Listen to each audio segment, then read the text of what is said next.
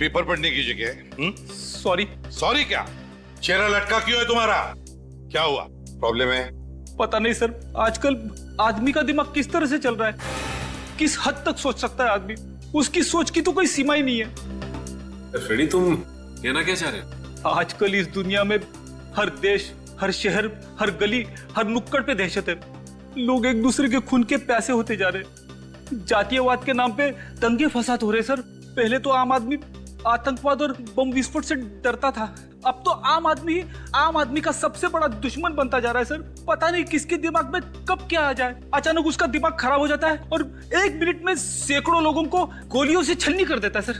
अगर आदमी किसी और चीज से नहीं मरा ना सर, तो अपनी गंदी सोच की वजह से जरूर मर जाएगा।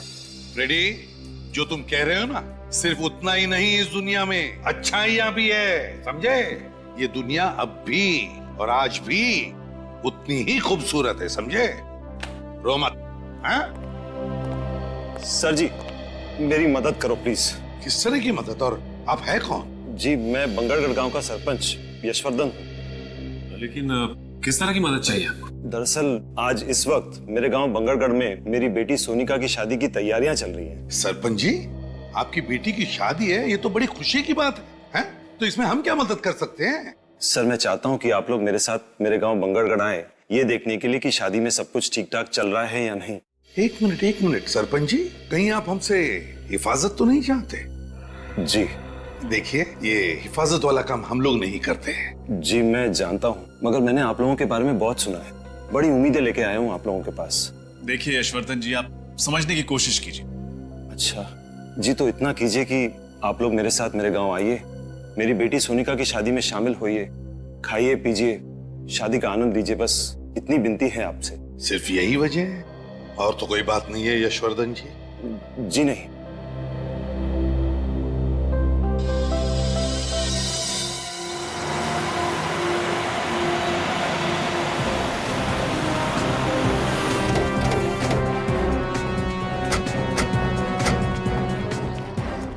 आइए, अंदर आइए। चलिए।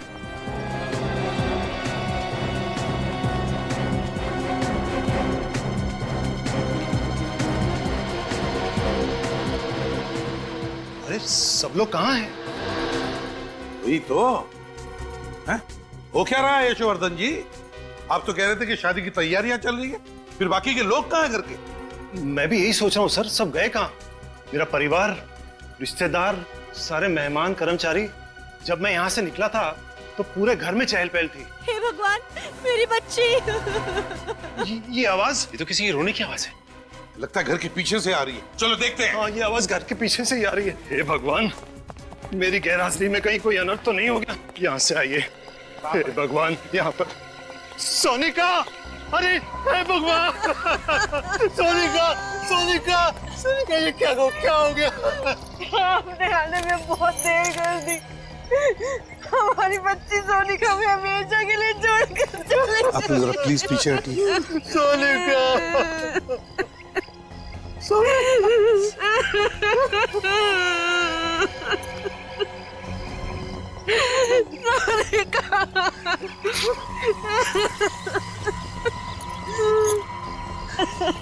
हमारी बच्ची।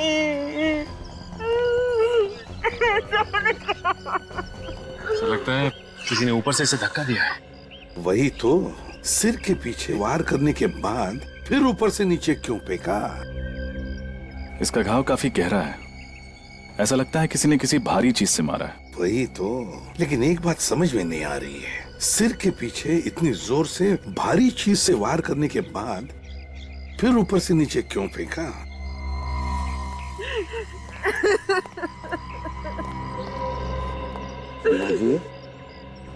देखिए, मैं समझ सकता हूँ कि ये सही वक्त नहीं है आप लोगों के साथ कुछ बात करने का या सवाल पूछने का, मगर अगर हमें खोनी को पकड़ना है तो आपको थोड़ी सी हिम्मत रखनी पड़ेगी, हमारे सवालों का जवाब देना पड़ेगा।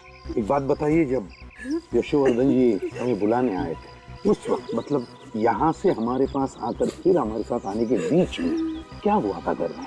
सब कुछ इतना जल्दी में हो गया कि कुछ पता ही नहीं चला। पहले कमरे में वो खून, उसके बाद वो कटा हुआ हाथ, उसके बाद मैं सोनिका के कमरे में ऊपर गई तो फिर सोनिका, दरवाजा तो खुला है। सोनिका, कमरे में कोई नहीं। सोनिका, कहाँ चली गई मेरी बच्ची? सोनिका, खिड़की की तरफ क्यों जा रहा है खून? सोनिका! यशोवर्धन जी, आपकी गैर हाजिरी में बहुत कुछ हो गया है। अगर मैं घर छोड़कर गया ही नहीं होता तो ये सब कुछ नहीं होता।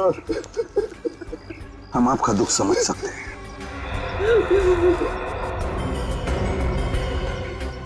तुम लोगों को अपनी जगह छोड़नी नहीं चाहिए थी।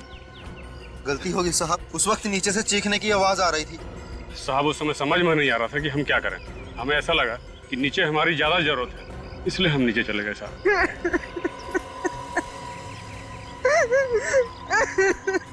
वीणा जी, क्या आप हमें वो जगह दिखा सकती है जहां पर वो खून और हाथ मिला? प्लीज। जी। इस तरफ से। ये ना खून।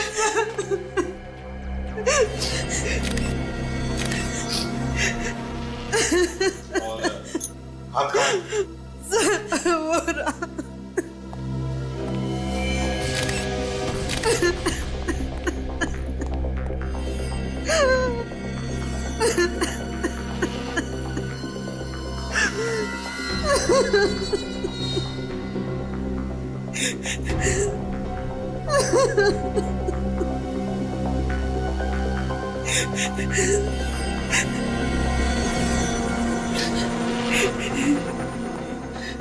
वीणा जी, यशोवर्धन जी, ये हाथ और ये खून दोनों भी नकली है। ये सब कुछ नकली है? जी हाँ, नकली है। सर लेकिन ये नकली हाथ और नकली खून यहाँ पे क्यों डालेगा कोई?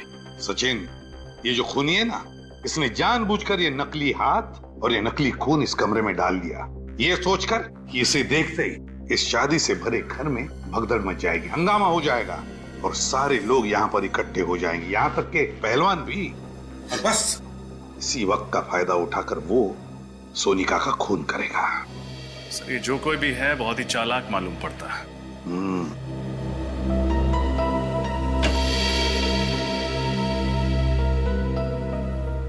सर लगता है खूनी पीछे के दरवाजे से अंदर आया है। हाँ सच। अच्छा ये बताइए कि जब आप कमरे के अंदर आई तो क्या दरवाजा खुला हुआ था? हाँ साहब, खुला हुआ ही था। लेकिन उसे अंदर आते हुए किसी ने देखा कैसे? तो किसी ने तो देखा होगा। मैंने तुम लोगों को कितनी बार कहा था कि घर के सारे खिड़की दरवाजे हमेशा बंद रखो। यशोवर्धन जी प्लीज, आप जरा शांत हो जाइए और चलिए हमें सोनिका का कमरा दिखाइए। ये रहा कमरा। माय गॉड,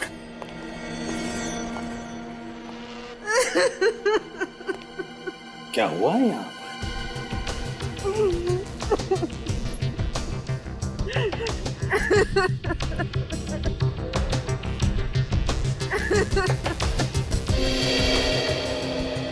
ये क्या है?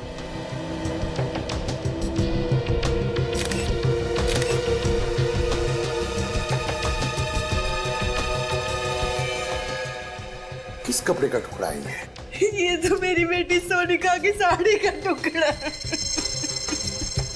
माय गॉड, सोनिका की साड़ी का टुकड़ा। लगता है खूनी ने सोनिका को यहाँ इस खिड़की में से नीचे फेंक दिया और बेचारी नीचे गिरते वक्त उसकी ये साड़ी उस खिड़की में अटक गई और ये कपड़े का टुकड़ा वहां मिल गया।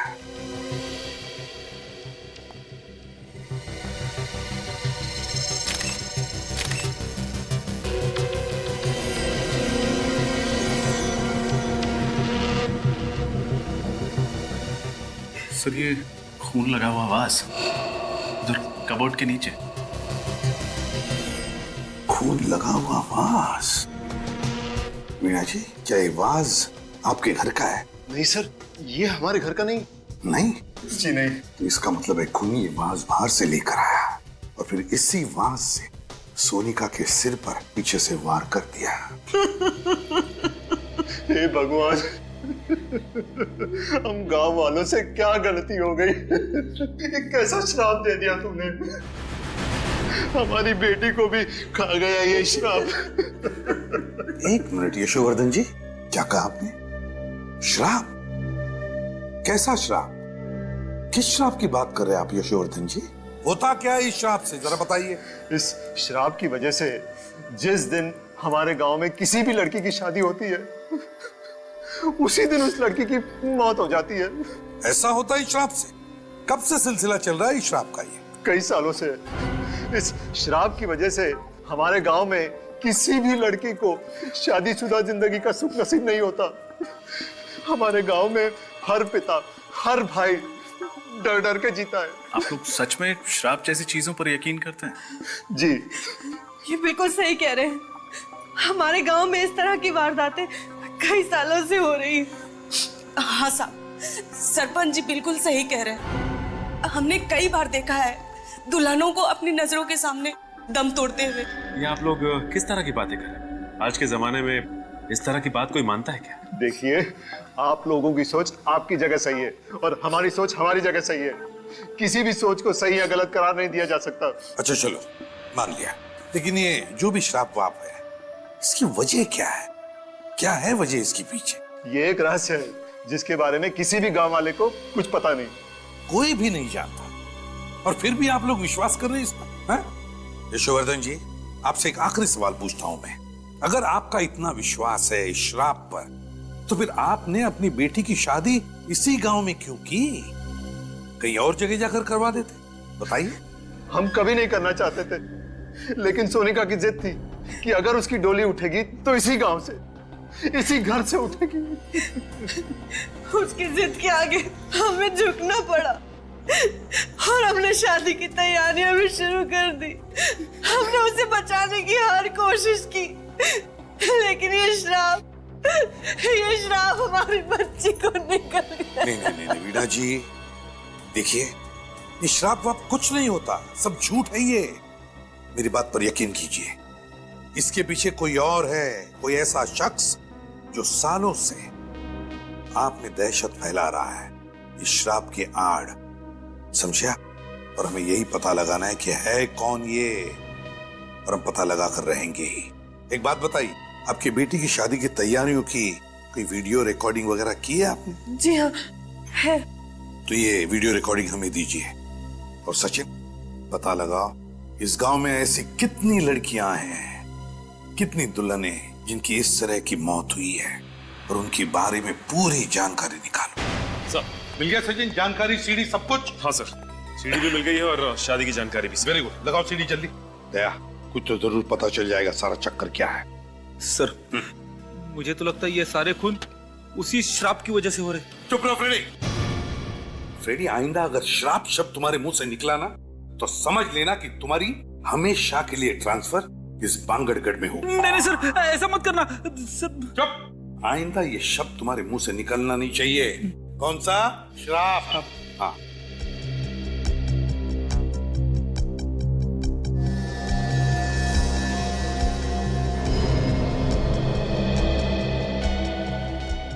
ये देखो, ये नौकरानी बाहर आ गई।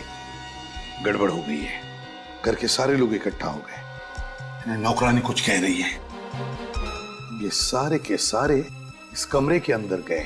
इसी कमरे में वो नकली हाथ और नकली खून मिला था। देखो, दोनों पहलवान भी आ गए, चौकीदार ये भी अंदर गए। इसका मतलब है घर के सारे लोग इस कमरे के अंदर हैं। ये कौन है? ये लाल साड़ी वाली औरत? अरे, तो ऊपर जा रही है। सर, यहाँ पे भगदड़ मच गई, बाकी के सारे लोग इस कमरे में गए। ये ऊपर की तरफ जा रही है। ऊपर तो सोनिका का कमरा है सर। हाँ, ऊपर तो सोनिका का कमरा है। देखा फ्रेडी, ये कोई श्राप वाप का चक्कर नहीं, ये इस लाल साड़ी वाली औरत का चक्कर है। दया, कहीं ऐसा तो नहीं कि सोनिका का खून इस लाल साड़ी वाली ने ही किया है? सर, रिवाइंड करना सर। बस प्ले करो सर। जरा इस औरत की चाल को जरा गौर से देखना, कुछ तो गड़बड़ है सर।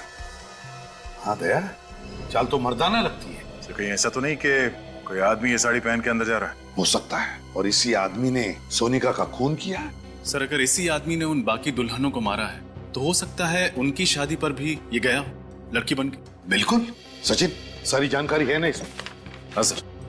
लेकिन सर शादी की डेकोरेशन करने वाले तो सारे लोग अलग थे, यहाँ तक कि केटरर भी अलग, और तो और शादी में जो मेहमान आए थे वो भी अलग है। एक शादी में जो आया वो दूसरी में नहीं है। अच्छा, 5 शादियों में सारे के सारे लोग अलग अलग थे, यहां तक के मेहमान भी।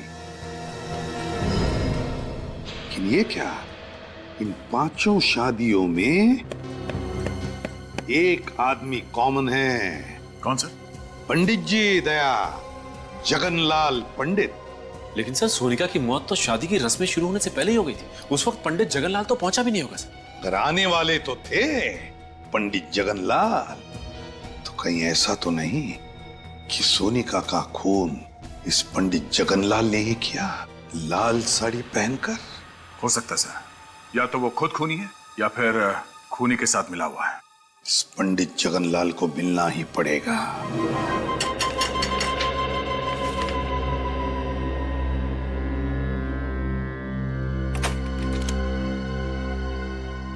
आप लोग सीआईडी से है ना? आइए। बड़ी जल्दी पहचान लिया आपने। हाँ वो तो है, छोटा सा गांव है ना, मगर सीआईडी वाले हमारे द्वार। कहिए क्या समस्या है? सब कुछ कुशल मंगल तो है ना?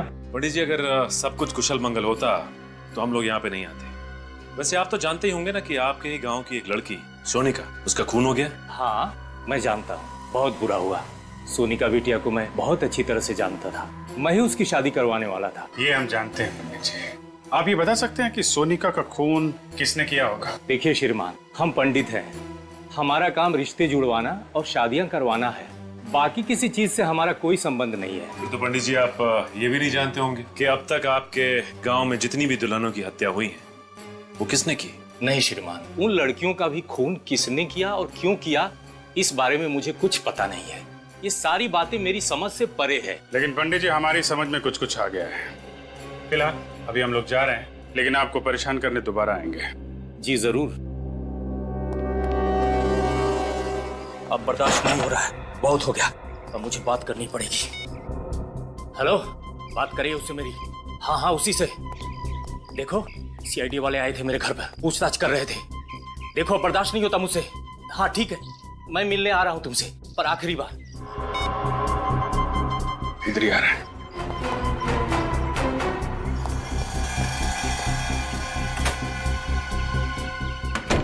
हे प्रभु, रक्षा करना मेरी, ये किस धर्म संकट में डाल दिया।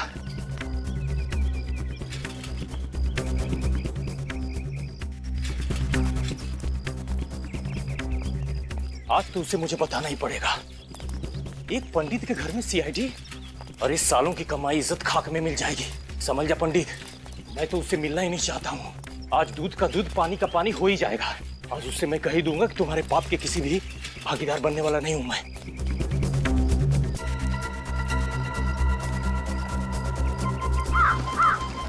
अभी तो यही था सर, अचानक गायब हो गया। उसे कहीं नजर नहीं आ रहा है। देखो यहीं कहीं आसपास छुपा होगा। सर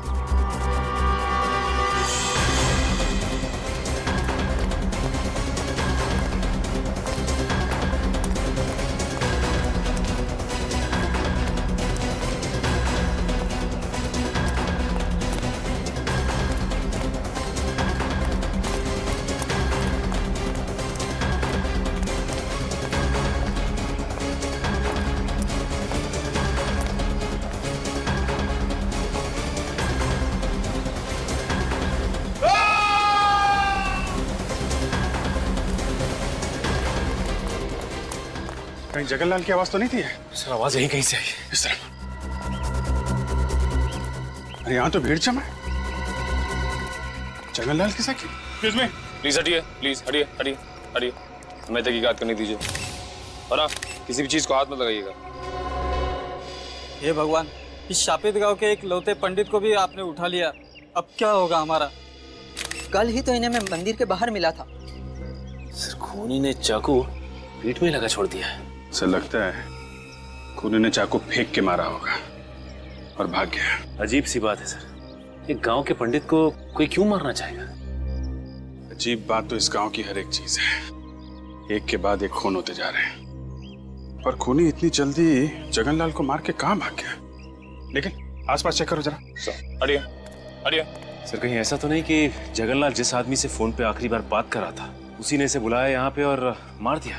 जगनलाल को उसके इरादे पे शक नहीं हुआ होगा कि वो उसका खून करने वाला है। हाँ सर, इसने सीआईडी के आने की खबर दी होगी और उस आदमी ने इसका हमेशा के लिए मुंह बंद कर दिया। इसका मतलब सिर्फ हम ही नहीं, वो खूनी भी इन गलियों में भाग रहा था इस जगनलाल के पीछे। मौका पाते ही उसने चाकू मारा और भाग गया। हाँ सर, ये जो कोई भी है काफी चालाक आदमी है। सर हाँ सर, आसपास कुछ भी नहीं मिला। अच्छा, इसका थैला चेक कर लेना।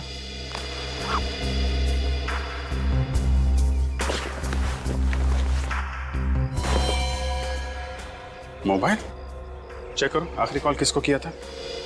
सर आखिरी नंबर तो कोई लैंडलाइन नंबर है। लैंडलाइन लगा ना?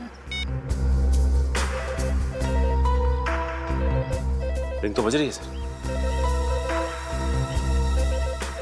सर घंटी यहाँ भी बज रही है कहीं पे। कट करना, फिर से लगा।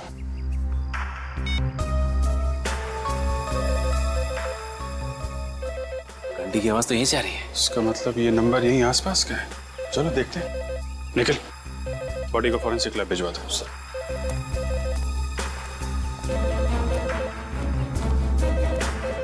आवाज यहीं से आ रही है।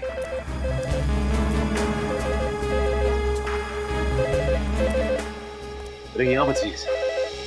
तो इस पीसीओ पे पंडित जगनलाल ने फोन किया था, लेकिन किसके लिए? दुकान वाला जानता होगा सर। दुकान वाला कहीं नजर नहीं आ रहा।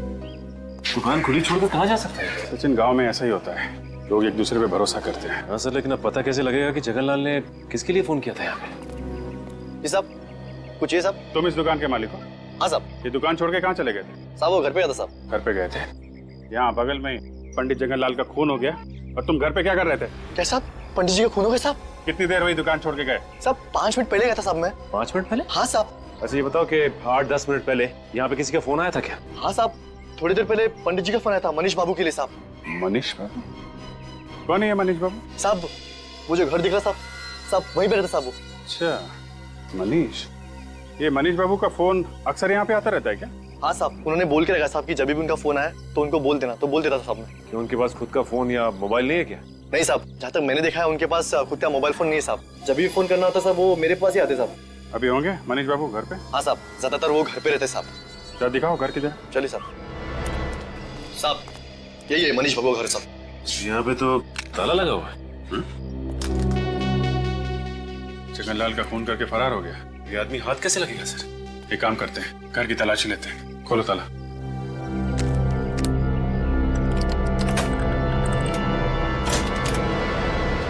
यहीं खड़े रहना। जी साहब।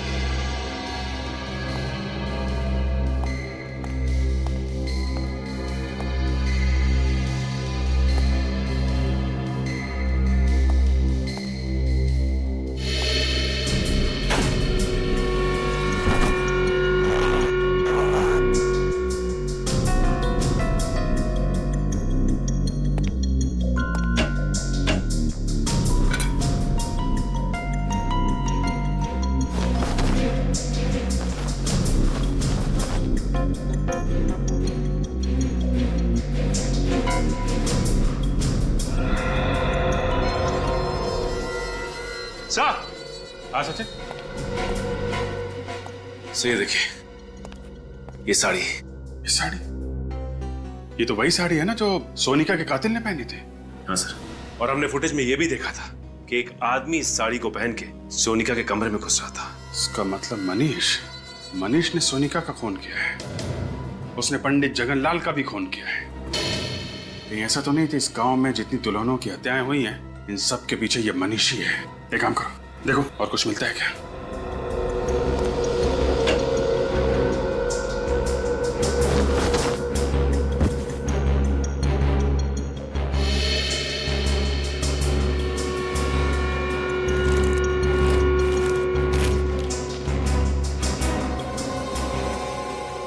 ये आदमी और ये औरत, ये फोटो, सर इस औरत को मैंने कहीं देखा है। ठीक है, कहाँ देखिए, याद करो सर। सर सोनिका के कमरे में जो फोटोग्राफ्स थे उसमें ये लड़की भी थी। सोनिका के घर पे? इसका मतलब सोनिका इस औरत को जानती होगी। और ये आदमी भी था फोटो में? सर ये आदमी तो नहीं था। फिर ये कौन है? जरा उस दुकान वाले को बुला। भाई साहब जरा अंदर आइए। जी साहब। अरे देखो, ये आदमी मनीष है। नहीं साहब, ये मनीष बाबू नहीं है साहब। क्या ये मनीष बाबू नहीं है? नहीं साहब, मनीष बाबू की तो दाढ़ी है, मूछें है और वो चश्मा भी पहनते साहब, और उनकी उम्र भी ज्यादा है साहब। ये मनीष बाबू हो ही नहीं सकते साहब। अच्छा, इस औरत को देखा कभी? नहीं साहब, इन्हें मैंने पहले कभी नहीं देखा साहब। सर हमें साड़ी तो मिल गई है, लेकिन इसका कहना है कि ये आदमी मनीष नहीं है। तो कहीं ऐसा तो नहीं कि जो आदमी सोनिका के कमरे में भेस बदल के गया था उसे मारने के लिए, वो आदमी ये फोटो वाला आदमी हो सकता है ये मनीष का कोई रिश्तेदार या फिर जान पहचान वाला हो। एक बात बताओ, ये मनीष आदमी कैसा है? मनीष बाबू को इस गांव में आए हुए 1 साल हुआ है। मैं उनके बारे में इतना कुछ नहीं जानता साहब। वो यहाँ पे अकेले रहते थे या इनके साथ कोई और भी रहता था? हाँ साहब, अकेले रहते थे साहब। अकेले? हाँ साहब। किसी को देखा यहाँ पे आते जाते उनसे मिलते? नहीं साहब, मैंने किसी को उनके घर पे आते जाते नहीं देखा साहब। ठीक, तुम जा सकते हो। अगर इस औरत की फोटो यशवर्धन के घर में है तो यशवर्धन इस औरत के बारे में जरूर जानता होगा। चलो यशवर्धन से मिलते हैं।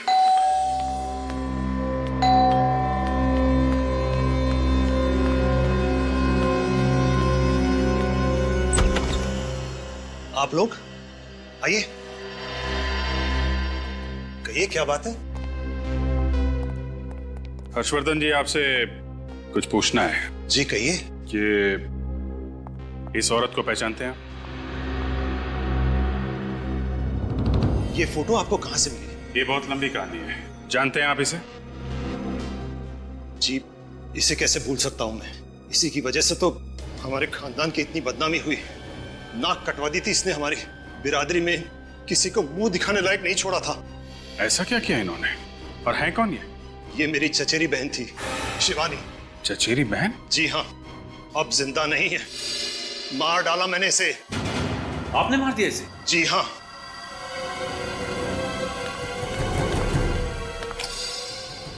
इसी बंदूक से मारा था मैंने उसे 15 साल पहले। क्यों? क्यों मारा आपने? शिवानी को धीरज से प्यार हो गया था और धीरज हमारी बिरादरी का नहीं था। और धीरज ये है? जी हाँ, यही है धीरज। इसी को लेकर आई थी यहाँ, मुंह काला करके लाल टीका लगवाने, हमारा आशीर्वाद लेने। बाबा, ये धीरज है। इससे शादी करके मैं अपनी पूरी जिंदगी इसके साथ बिताना चाहती हूँ। शिवानी, इसे जीवन बिताना नहीं, जीवन बर्बाद करना कहते हैं। ये क्या कह रहे हैं आप? बेशरम, तू हमारे खानदान का नाम बर्बाद करना चाहती है? बाबा, आप कैसे सोच सकते हैं कि मैं ऐसा कोई कदम उठा सकती हूँ? बाबा, धीरज बहुत अच्छा लड़का है, आपको भी बहुत पसंद आएगा। बाबा, मैं तेरी हिम्मत कैसी हुई ऐसी बात करने की? अगर मुझे पता होता कि तू हमारे खानदान का नाम इस तरह रोशन करेगी तो मैं तुझे पैदा होते ही मार देता। बाबा, आप मुझसे ऐसे कैसे बात कर सकते? मैंने कभी सोचा भी नहीं था कि आप मुझसे इतनी घिनौनी बात करेंगे। तू मुझे समझाने की बात कर रही है? अरे समझना तो तुझे चाहिए बाबरी। हमारे खानदान में, हमारी जाति में, हमारी बिरादरी में बाहर के किसी लड़के से ना किसी ने शादी की है और ना कोई कर पाएगा। भैया, भैया आप कुछ समझाइए ना बाबा को। शिवानी, तुमने जो कुछ किया गलत किया। भैया, आप भी? हाँ, ये भी। हम सब तेरे खिलाफ हैं। सब अंधे हो चुके, आप सब अंधे हो चुके। आपके अहंकार और अंधविश्वास ने आपको अंधा कर दिया है। बाबा, धीरज दूसरी बिरादरी का हुआ तो क्या हुआ, वो अच्छा इंसान नहीं हो सकता। बाबा, मैं आपसे विनती करती, हमें अपना आशीर्वाद दे दीजिए, हमें अपना आशीर्वाद दे दीजिए। कभी नहीं, जब तक मैं सलामत हूँ कभी नहीं। लेकिन बाबा, वो शिवानी, इनके सामने अपने आंसू बहाने से कोई फायदा नहीं। चलो। बाबा, धीरज वो शिवानी, इनको अगर हमारी बात नहीं मानी तो ना सही, इनके आशीर्वाद के बिना हम अपनी नई जिंदगी शुरू करेंगे, अपना नया घर बसाएंगे। चलो। लेकिन कहीं नहीं जाओगे तुम। देखिए, आप लोग हमारा कुछ नहीं बिगाड़ सकते। शिवानी अब बालिग है। चलो शिवानी। बस, मैं कहता हूं चलो। अब बहुत हो चुका। यशवर्धन, बंदूक लेकर आओ। ये क्या कर रहे हैं आप? यश नहीं, शिवानी आपकी बहन है। छोड़ो मुझे। गोली चलाओ, चलाओ गोली। यशवर्धन चलाओ गोली। धीरज, धीरज। यशवर्धन, हर्षवर्धन, लाशों को ठिकाने लगा दो। पिताजी के दबाव में आके मार दिया मैंने इन दोनों को, और इसी वजह से मैंने इन्हें आज तक माफ नहीं किया। ऑनर किलिंग, इस तरह किसी की जान लेने में कैसा सम्मान? क्या मिलता है आप लोगों को ये सब करके? सचिन, गन ले लो इनके। लाइए, जरा लाइए। अरेस्ट करें सर? गिरफ्तार तो करेंगे ही। जो गुनाह इन्होंने किया है उसकी सजा तो इन्हें भुगतनी ही पड़ेगी। सचिन, इस धीरज की फोटो मनीष के घर में है, कुछ समझे? हाँ सर, इसका मतलब मनीष और धीरज एक दूसरे को अच्छी तरह से जानते थे, दोस्त थे एक दूसरे के, और धीरज की जान का धीरज मरा है और मनीष जिंदा है, और मरे हुए धीरज की फोटो मनीष के घर में हमें मिली। ये कैसे? कुछ ना कुछ तो चक्कर है दया, कुछ ना कुछ तो गड़बड़ है। कैसी गड़बड़ सर? क्या फोटो में जो दिख रहा है ना, उसे नहीं देखते। जो फोटो में नहीं दिख रहा है उसे ढूंढने की कोशिश करते हैं, उसे ढूंढने की कोशिश करते हैं। क्या मतलब सर? मतलब अभी पता चल जाएगा रजत, अभी पता चल जाएगा। फ्रेडी, स्केच आर्टिस्ट को लेकर आओ, और सचिन, बांगड़गढ़ के पीसीओ वाले को लेकर आओ, उस पीसीओ वाले को जिसके पीसीओ पर मनीष को फोन आया करते थे।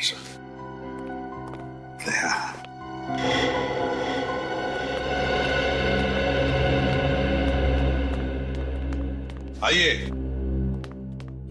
स्केच आर्टिस्ट को क्यों बुलाया? अभी पता चल जाएगा। ये चेहरा देखो, हम चाहते हैं कि ये चेहरा बनाया।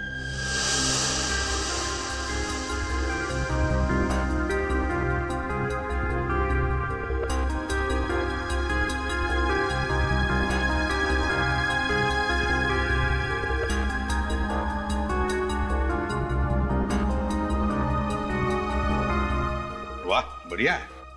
एक काम करो, अब इस चेहरे पर मोटी सी मूछें और दाढ़ी भी बनाओ। हैं? एक मिनट मत बनाइए, ये चेहरा ऐसे ही रहने दीजिए।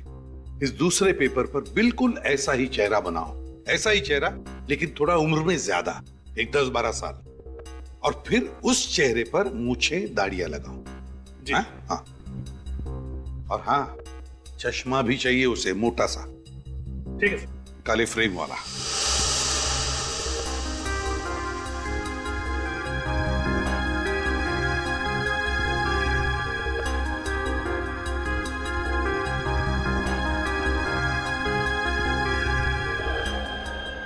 देखा दया, मेरा शक सही निकला। ये मनीष ही धीरज है? हाँ साहब, यही मनीष बाबू साहब। एक सेकंड। ये आदमी तो उस दिन भीड़ में था जब हमने सोनिका की लाश देखी थी। इसका मतलब है आज का मनीष मरा हुआ धीरज है। मगर सर, धीरज को तो गोली लगी थी, फिर वो बच कैसे गए? इसका मतलब धीरज कभी मरा ही नहीं और मनीष बाबू बनकर सबकी आंखों में धूल झोंकता रहा। एग्जैक्टली। हमें किसी तरह से इस मनीष को पकड़ना होगा। मनीष उर्फ धीरज को ढूंढेंगे कैसे सर? ढूंढेंगे फ्रेडी, ढूंढेंगे। फिर से बांगड़गढ़ गांव में शादी होगी, दुल्हन सजेगी, और ये बाराती भी आएगा।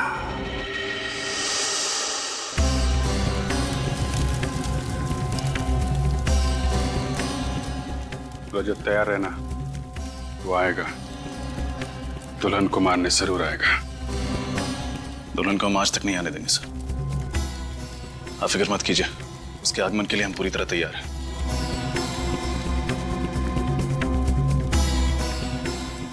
पंडित जी, याद है ना विघ्न आने पे कौन सा मंत्र पढ़ना है? जी साहब, मालूम है।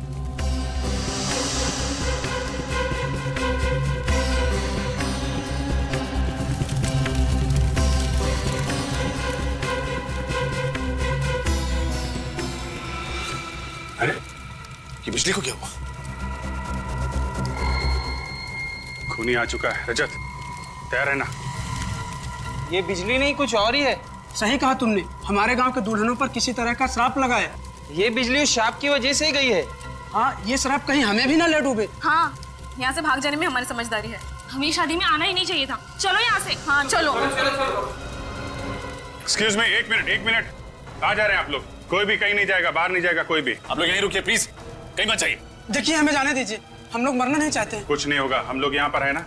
आप लोग प्लीज कोई बाहर नहीं जाएगा, यहीं रुकिए। साहब, अभी तक वो नजर नहीं आया। तुम घबराओ मत, मैं देख के आता हूँ क्या हुआ है।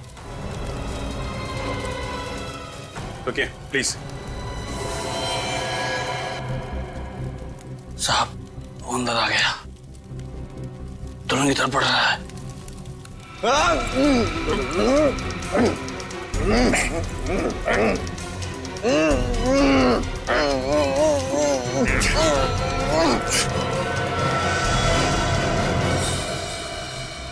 अरे, तुम दुल्हन नहीं हो? जी हाँ, तुम्हें क्या लगा तुम्हारे हाथों से एक दुल्हन और मारी जाएगी?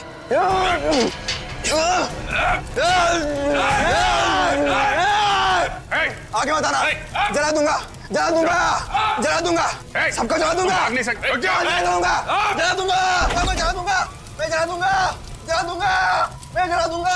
मशाल लेके कहाँ भाग रहा है? ओलंपिक खत्म हो गया, रुक जा। मैं जला। कहाँ जा रहा है? जला। मैं अपने आप को जला दूंगा।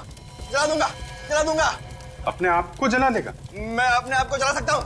मनीष और धीरज, जिसने गांव की इतनी मासूम दुल्हनों को मौत के घाट उतारा है, सोनिका का और पंडित जगनलाल का खून क्या ऐसा अपराधी, क्या लगता है रजत अपने आप को जला पाएगा? नहीं सर, इसकी शक्ल देख के तो नहीं लगता।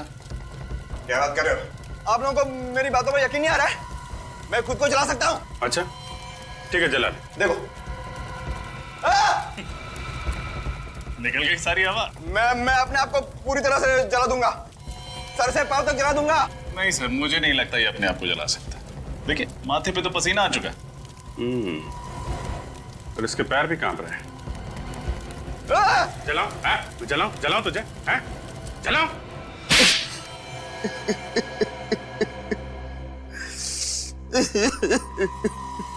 मनीष उर्फ धीरज, बताओ क्यों किया तुमने ये सब? इसका जवाब तो मैं पिछले 15 सालों से ढूंढ रहा हूँ। एक भाई अपनी बहन को कैसे मार सकता है? एक बाप अपनी बेटी की खुशियों का गला कैसे घोट सकता है? क्यों दो प्यार करने वालों को लोग जीने नहीं देते? मैं अपनी शिवानी के साथ आशीर्वाद लेने उसके घर गया था और मिला क्या? धीरज! तुम बच कैसे गए? जिसको राम राखे उसको कौन चाखे। एक गांव वाले ने यशवर्धन और हर्षवर्धन को मुझे और शिवानी की लाश को ठिकाने लगाते हुए देख लिया था जंगल में। उसी ने मुझे बचाया। कई सालों तक मैं बेहोश था और जब होश में आया तो मुझे शिवानी की मौत की खबर मिली और मैं गुस्से से पागल हो गया और मैंने सोचा कि मैं बदला लूंगा। बदला लेने के लिए तुमने पांगड़गढ़ गांव की सारी दुल्हनों को मार दिया। हाँ, और इसी वजह से गांव वालों के मन में श्राप का डर और भी गहरा होता गया। हाँ, आप लोगों की वजह से मुझे बहुत परेशानी हुई, लेकिन मकसद तो पूरा करना ही था। इसलिए औरत के भेष में यशवर्धन के घर के बेडरूम के पीछे के दरवाजे से मैं अंदर गया।